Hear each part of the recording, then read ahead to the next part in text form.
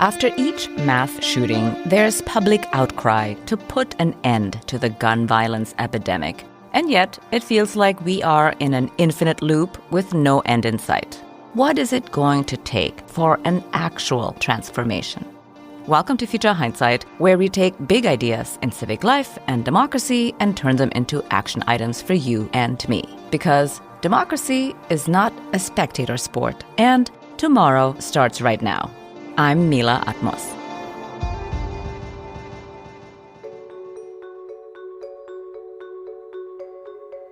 When former Congresswoman Gabby Giffords was shot in 2011, she could have walked away. Instead, she built a movement to save lives from gun violence. Most Americans want gun safety laws, so why is it so hard to get them passed? Is this really about policy? Or is it about whether our democracy can respond when the public speaks clearly? We want to explore where our democracy is working on gun violence and where it's broken. To help us answer these questions, our guest today is Emma Brown, the executive director of Giffords. And before we start, thanks to Shopify for supporting Future Hindsight. Shopify is a platform designed for anyone to sell anywhere, giving entrepreneurs like myself the resources once reserved for big business. Sign up for a $1 per month trial period at shopify.com/hopeful. And if you want to support Future Hindsight, subscribe to our YouTube channel. It's easy and free and a great way to build your civic action toolkit every week. Head to youtube.com/Future Hindsight to subscribe after this episode. Welcome, Emma. Thank you for joining us. Oh, thanks so much for having me. It's great to be with you.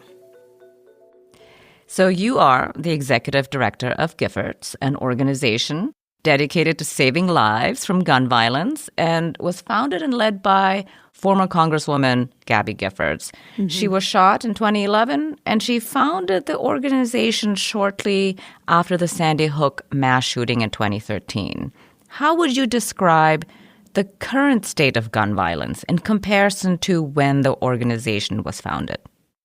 Well, it's a great place to start. You know, when we're thinking about the landscape on this issue right now, we've got kind of two realities. There is the fact that this problem has become a leading public health crisis in the United States, right? It was formally declared a public health crisis last year by the Surgeon General. Some of your listeners may know it is the leading cause of death for kids in this country, surpassing cars, surpassing cancer. It's been that way since 2020. It's got this disproportionate, devastating impact on Black and Latino communities, on low-income communities across the country. So I don't think it's hyperbole at all to say that we're at a crisis level of gun violence in our nation. At the same time, Gabby founded Giffords in early 2013, so we've been at this for 12 years. And in that period of time, we've actually made a tremendous amount of legislative and political progress on the issue. And that's the part that I think most folks don't hear as much about. You know, the 700 laws that we've passed at the state level, the first federal progress in a generation that we saw in 2022, the shifting politics of the issue. So while it is at a crisis level, while we are still seeing really unacceptable rates of violence and shootings across the country, and we remain, you know, the only developed country in the world to have this problem, it's not as if we are without solutions or we are without progress and a track record. So happy to get into more of that as well. Yes, we definitely want to get into that. I want to talk about the good news of the 700 state laws. But before we get there, you know, I was perusing your website. You have something called gun violence data dashboards. They look really comprehensive. There's so much data. Mm-hmm. So for you, what are the numbers that really paint the picture for you? And how do you think about the different types of interventions needed? Because there's a large number of suicides, and of course there's homicides, and there are mass shootings. So how do you put it all together and make sense of the data? You know, this is a complex issue, right? Gun violence in the United States shows up, as you were saying, in a number of different ways. We have the mass shootings that get most of the news, right? Most of the headlines devoted to this issue are devoted to school shootings and mass shootings.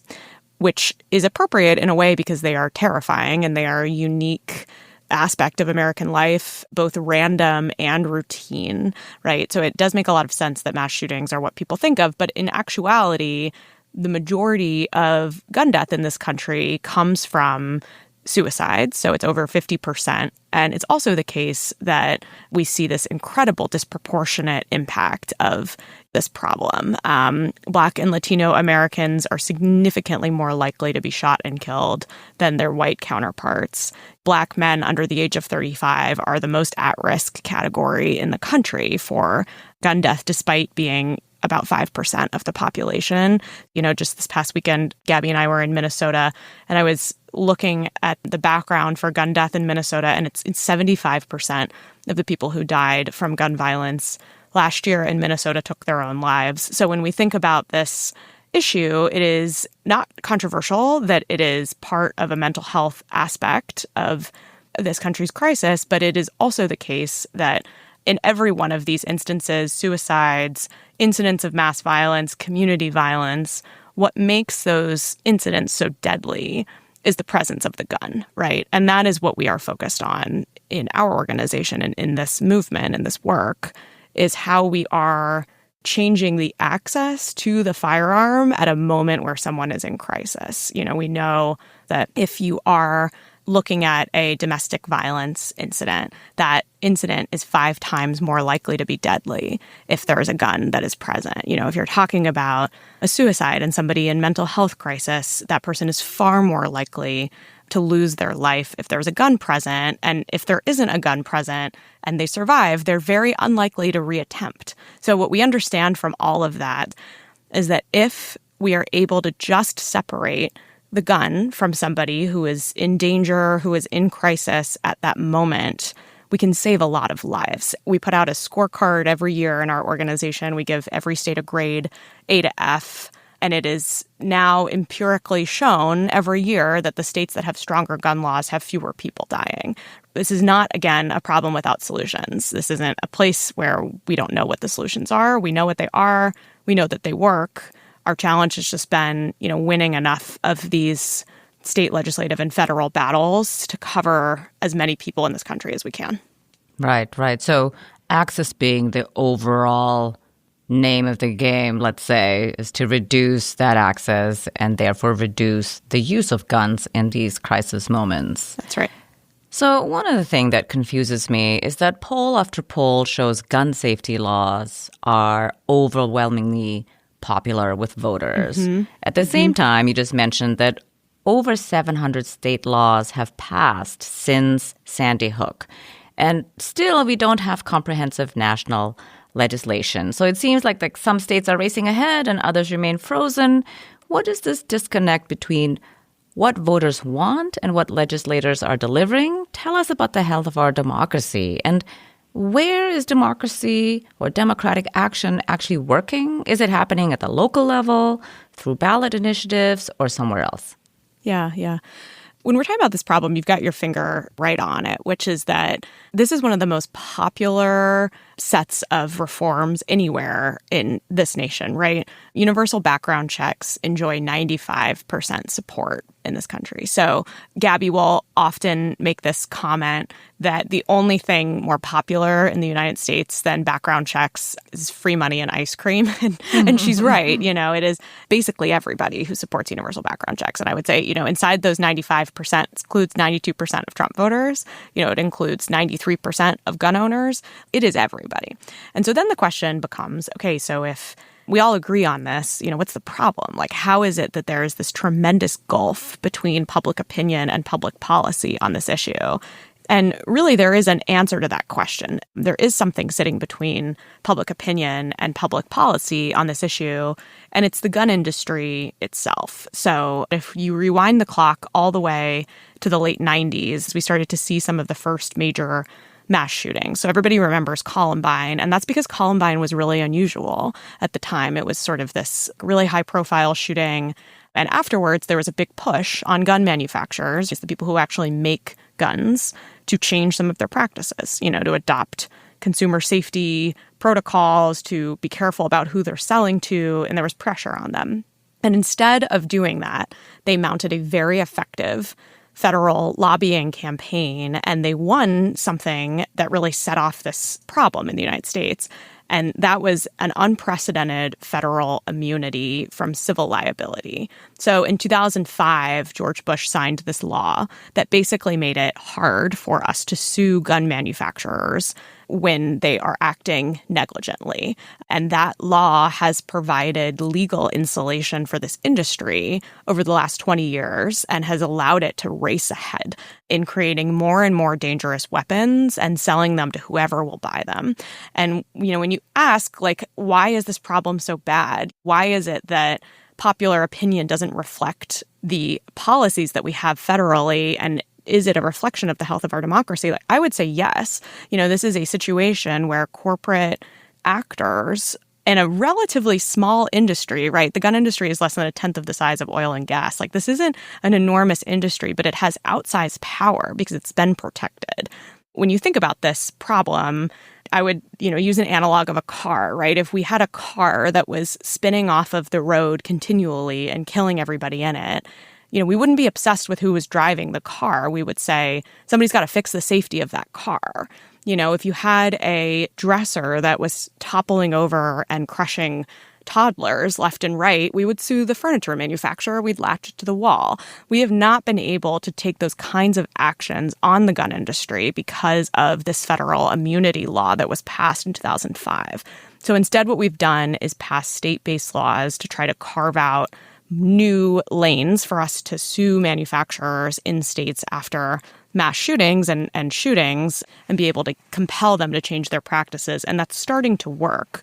But when we think about the origin of this problem, it's a relatively new one, right? It's only been in the last 20 years that we've seen it accelerating this way. And that can really be traced back to the industry itself. Right. I was going to ask you a question about the structural barriers, how much money the gun industry is spending on lobbying compared to gun safety advocates, and also about things like gerrymandering, campaign finance, or even the filibuster. A few years ago, there was a bill on the Senate floor that was filibustered, but if it hadn't been filibustered, it probably would have passed with a simple majority, like 53-47 or something like this, to have a national gun safety law. So it feels like gun violence is ultimately a symptom of broader democratic dysfunction, but also I didn't realize that this law really is the source of a lot of the problems. So as you think about this law specifically, that there's no civil liability for gun manufacturers, what's the solve for that specific problem? Yeah. Well, Congress needs to repeal the law, right? If we were able to take gun companies to court for negligence, for creating products that were unsafe. So here's an example. Right now, Giffords is suing Glock on behalf of Minnesota, basically because Glock has made a weapon that we are alleging it knows is very easy to modify. So Glock is producing, a semi-automatic weapon that can be modified very easily to become a fully automatic weapon or a machine gun. And the modifier for this weapon is even called a Glock switch, right? It's really easy to buy. It's really easy to make and fit onto a gun. And increasingly, when we're seeing really destructive shootings, particularly in cities, particularly, in lower income communities, they're being perpetrated with these Glock switches and this Glock that the company, all it has to do is change the design of the gun and make it harder to modify. But they haven't done that. And also in their advertising, they depict automatic weapons being fired. And then there's this thing on the market called a Glock switch that you can use to modify your Glock. And that is an example of a company that could very easily change its product and save a lot of lives, but it hasn't done that. And our ability to compel it to do that is somewhat limited. And when you're looking at the shootings in Mississippi a couple of weeks ago, when you're looking at, there were really, really bad shootings in Detroit last summer, those were all done with these Glock switches, which basically create machine guns. And if you understand that the root of the challenge is the type of weapon and the easy access to it for anybody, right? Anybody who's a danger to themselves or others is really able to get a gun pretty easily in this country. That all comes back to the fact that the gun industry has had this legal insulation, this legal protection, and that our leaders have allowed it to be protected despite the havoc that it has wreaked on the country. And so we need to see that federal law repealed. We need to see states really taking the gun industry to task for its abuses. And ultimately, we need to make sure that the country is aware of the way that this industry functions and the way it contributes to this problem. And in the last 20 years, we've seen other instances of this kind of behavior from major industries. So you think about tobacco or you think about opioids. Those were industries that knew that their products were hurting people and they made and sold them anyway because their bottom line was more important to them than saving lives. And this is the same story, but it hasn't been told about the gun industry as widely as it needs to. And so in my mind, we're in like the early 90s on tobacco right now, where we are... That's your analogy? The gun industry in this current moment is like the tobacco industry in the It's early like 90s. The tobacco industry. Yeah. It's like the tobacco industry. Let's talk about what 90s. actually works. Mississippi has the highest rate of gun deaths, for example. Massachusetts has the lowest. You conclude that strong gun laws save lives. So what exactly are good, strong gun laws? And can you give us a concrete example of a state or a community that has successfully reduced gun violence? What did they do, and what can we learn from what they did? So when we're thinking just about the states in this country and the strongest states, so California, Massachusetts, New York are a couple of the states with the strongest gun laws. Now, you look at those states and you see some of the high-profile shootings that have happened in them, and that is because we are lacking federal laws that really protect those state laws from other weak state laws interacting with them and folks coming in from out of state in places that have really poor gun laws. So California was one of the first states in the country to enact a red flag law. So a red flag law is a really good example of something that there's a lot of science around. We know it works. A red flag law allows us to temporarily separate somebody who's in crisis, who's a danger to themselves or others, from their firearm for the period of time that they're in danger. So it basically lets your family, your friends, petition the court, petition law enforcement to take your gun for some short period of time while you're recovering. And UC Davis did a study that found that in the first 3 years of its implementation, that law had stopped over 54 mass shootings in California alone in that 3-year period of time. So that's one law in one state that we have been able to study and we understand what its impact was.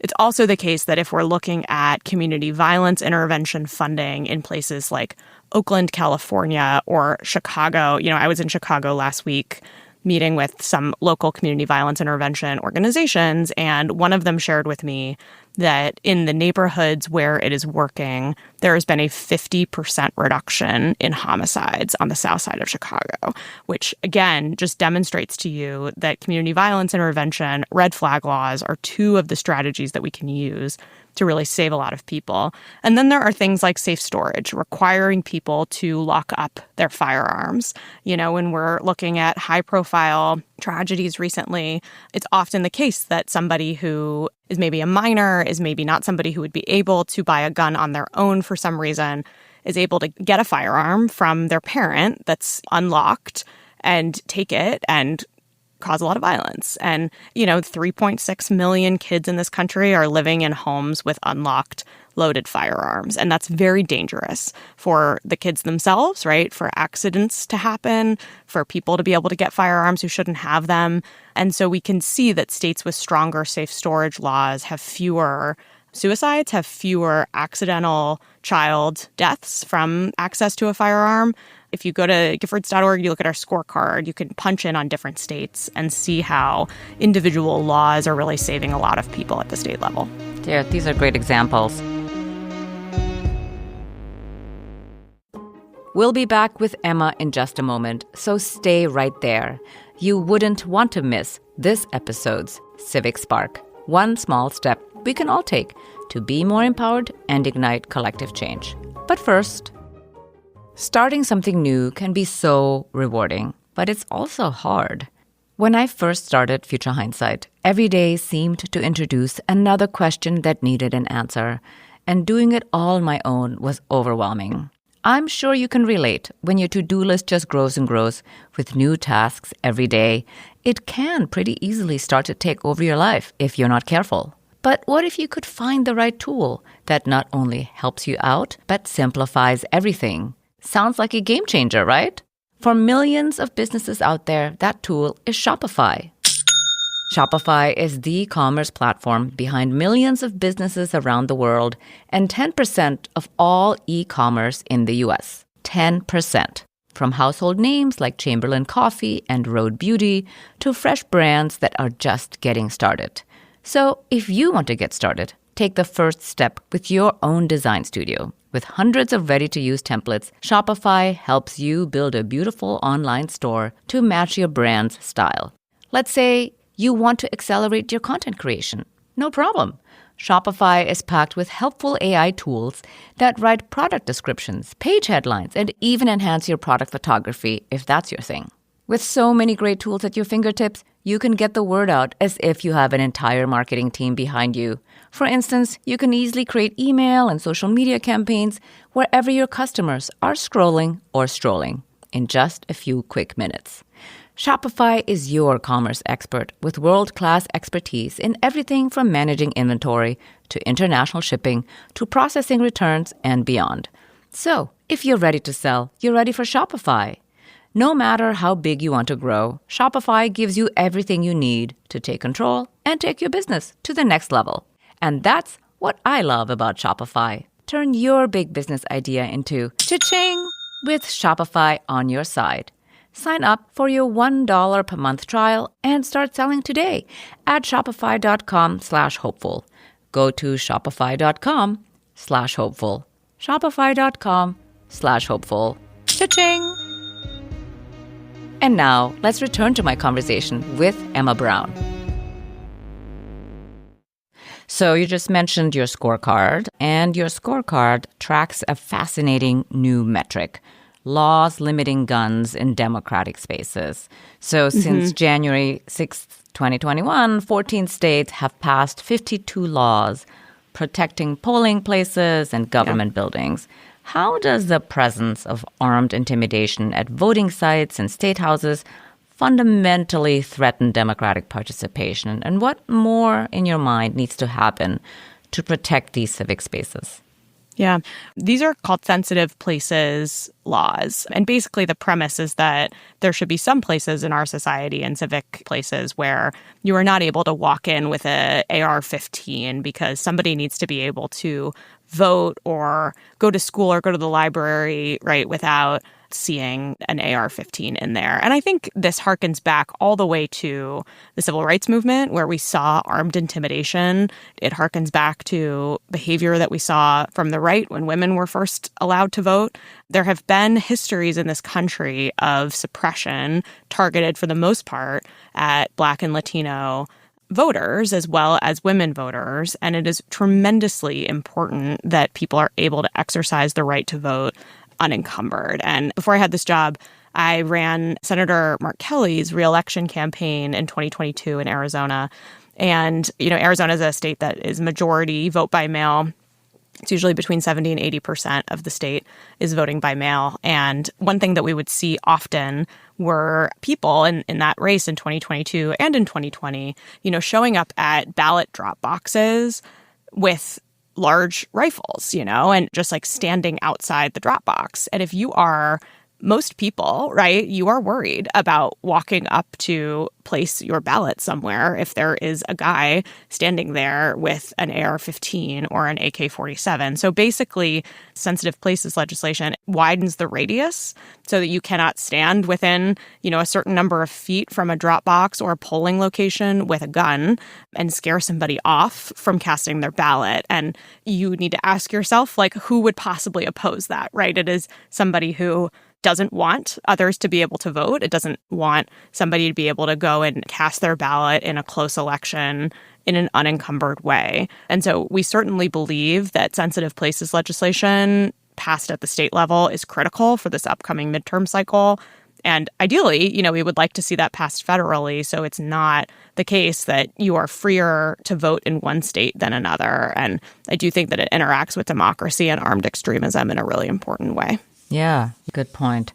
So we talked about how a 2005 law should get repealed so that people can sue the gun industry. But in fact, the gun industry has itself essentially changed the laws by challenging some existing laws in court. So, for example, the Bruin decision by the Supreme Court struck down New York's concealed carry restrictions and created a new standard requiring all gun regulations to align with, quote, historical tradition, end quote.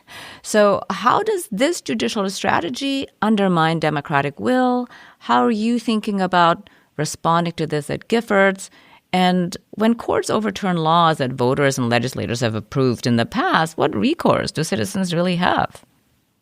I think this is a really important conversation to have. You know, as you said, the Bruin decision basically required that modern gun laws be looked at through a prism of the original language and view of the Constitution, and that gun laws in this country have some kind of grounding in the founding of this country. And of course, you and I both realize that we did not have AR-15s in the opening moments that this country was founded. We did not have Glock switches. We did not have machine guns.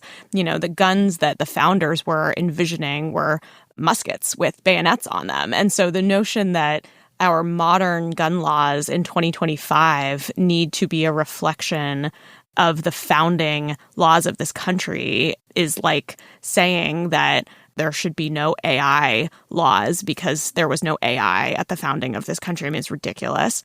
And so one of the things that we really pursued at Giffords was making sure that at its next opportunity, the court clarified that ruling. And in the Rahimi decision last year, we defended existing federal law that keeps guns out of the hands of people with domestic abuse convictions. And we ended up winning.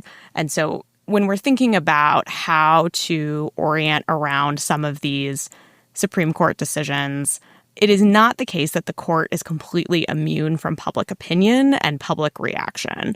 The court can be affected by the sort of direction from the White House, the direction from national Republican stakeholders, and those folks need to hear from Americans across the country about what they think about these laws. So if we see a Supreme Court case, if we see, one of these major flashpoint moments, we need as many hands on deck, as many people going to protest, as many people calling their representatives, calling their senators, writing op-eds, writing letters to make very clear that gun laws need to be upheld in this country and need to be strengthened in this country. That kind of thing can be really important, even though I know, a high court making a decision can feel like it's something that you can't affect, but in reality, you can. Excellent. So very often gun safety gets framed as partisan, but you actually work across political divides, and there are lots of Democrats who actually own guns and use them to go hunting. Like, gun use and gun ownership is not the purview of Republicans or conservative people alone. So in your work, what have been unexpected alliances or messengers that have been most effective in breaking through? Yeah, I love this question.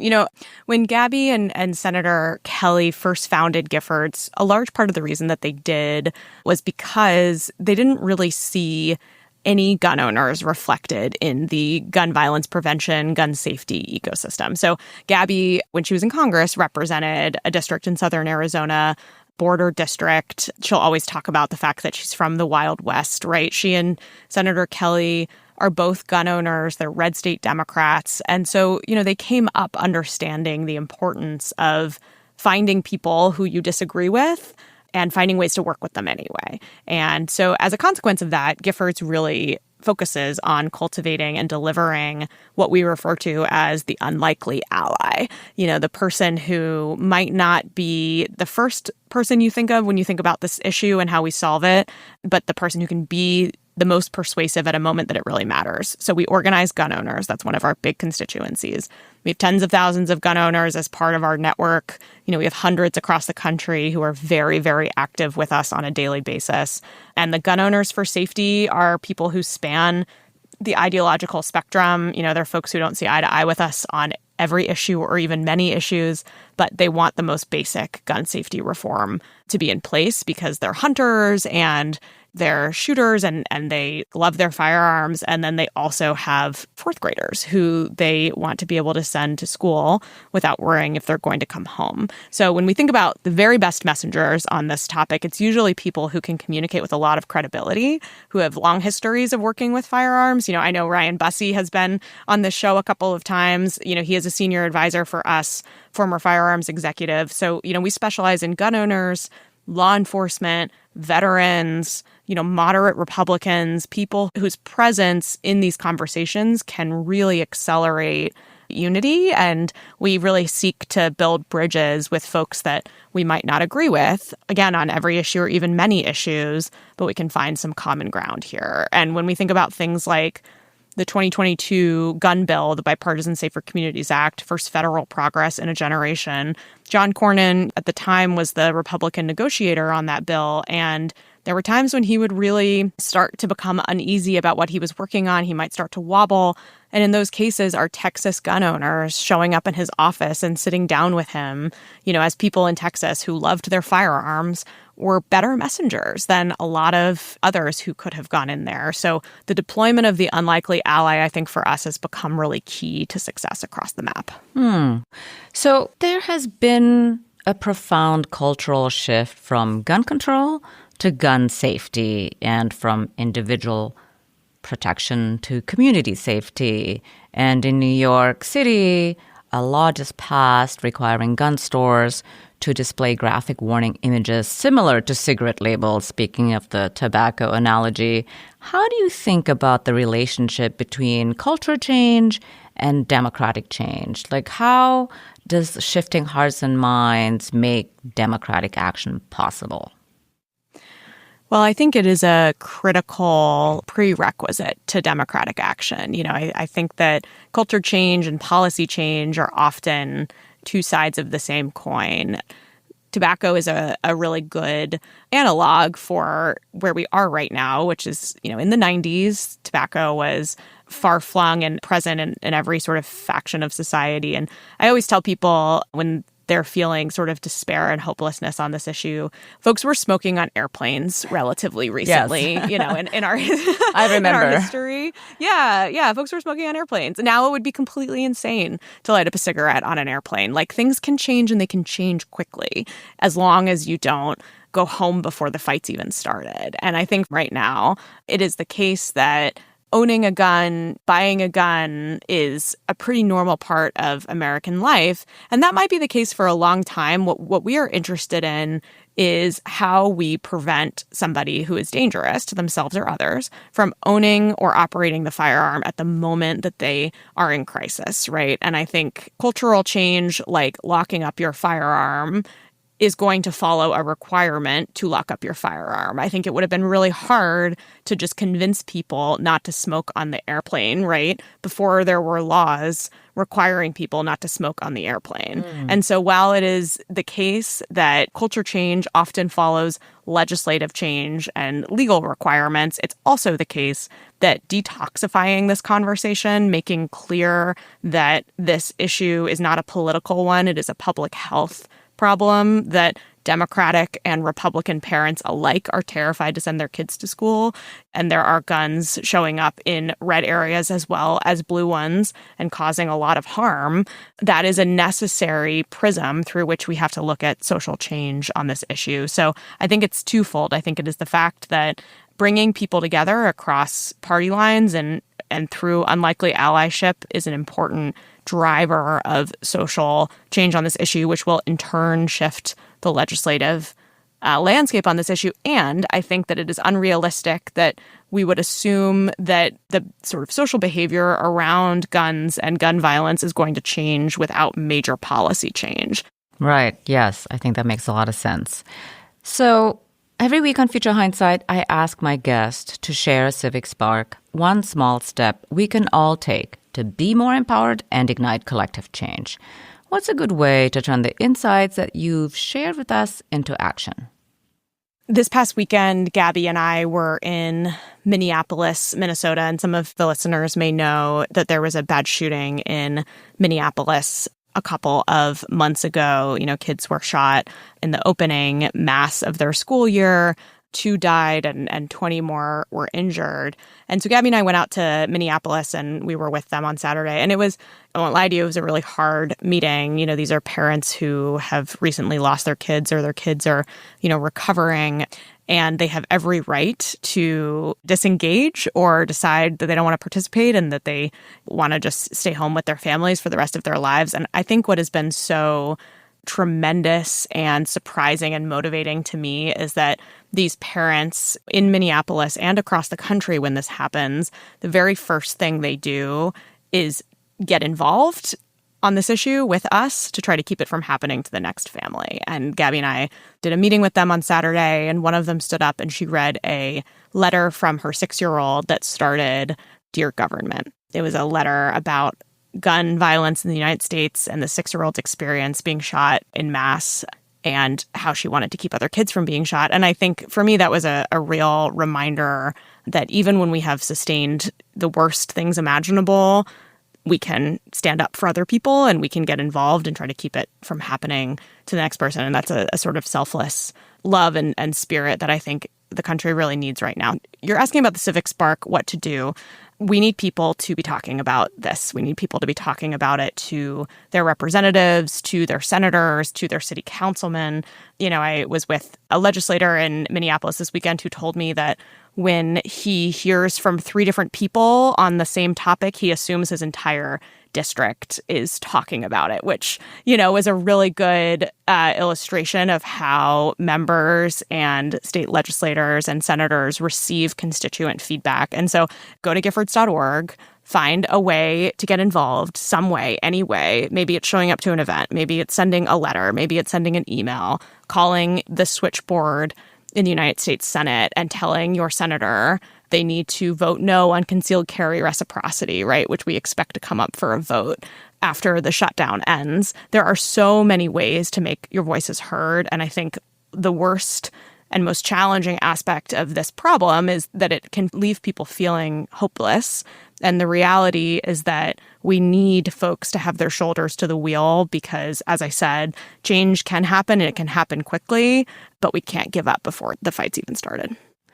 Well said. So in this fight to reduce gun violence and our democracy's ability to solve hard problems, looking into the future, what makes you hopeful? I'm thinking again about this trip that we had on Saturday, when Gabby and I were in Minneapolis after the Annunciation shooting. We had this meeting with the parents, and then we all drove out to Waconia, Minnesota, which is a small town in a pretty red area of the state. It's about 13,000 people. And I had told some friends in Minneapolis that we were doing this event, and people were anxious about it because they were like, that is a small town and it's very red. Like, I hope people show up to your town hall that you're doing. And, we walked in there and there were over 800 people in this auditorium in this bright red area of the state.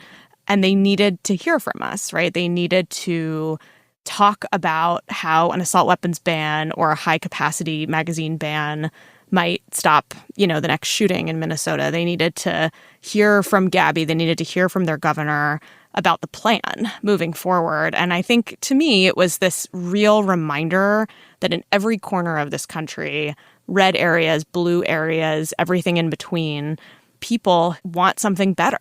And I think at this moment that is so fraught and so scary for so many, being in that room for me was a reminder that we can't write anybody off. And it is not the case that there's a single part of this country where people feel okay about this nation's gun violence epidemic. And I think that lack of complacency, the fact that 800 plus people were willing to show up on a rainy Saturday, reminded me that we are needed and people want change.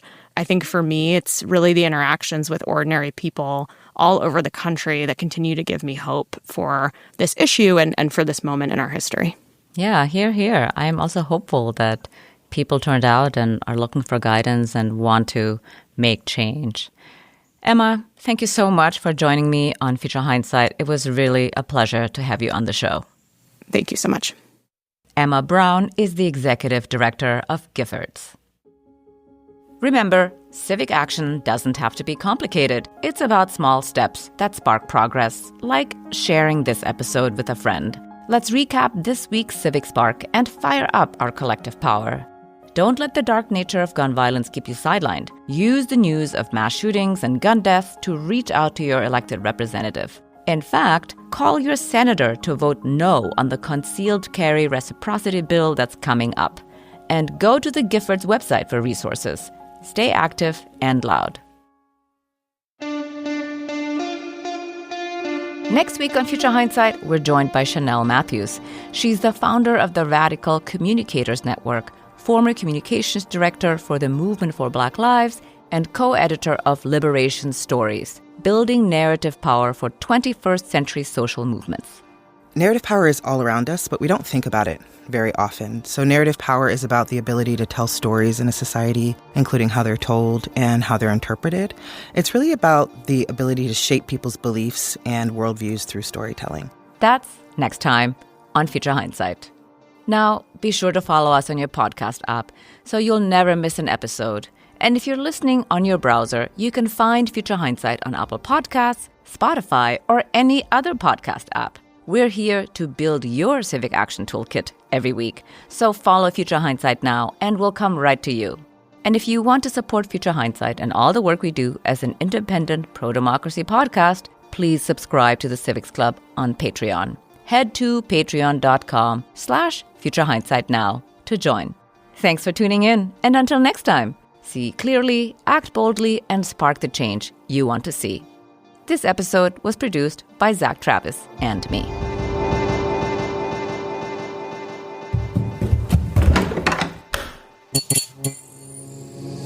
This podcast is part of the Democracy Group.